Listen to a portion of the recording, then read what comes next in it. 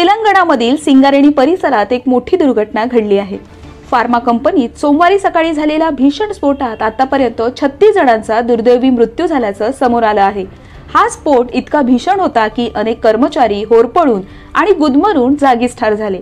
स्थानिक प्रशासनाने दिलेल्या माहितीनुसार मृतांचा आकडा आणखी वाढू शकतो अशी शक्यता वर्तवण्यात येते।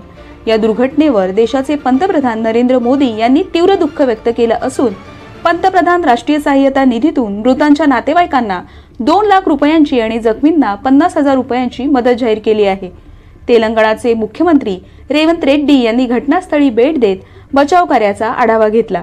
मुख्यमंत्र्यांनी सांगितलं की राज्य सरकार सिगाची इंडस्ट्रीज लिमिटेडच्या व्यवस्थापनेशी चर्चा करत आहे।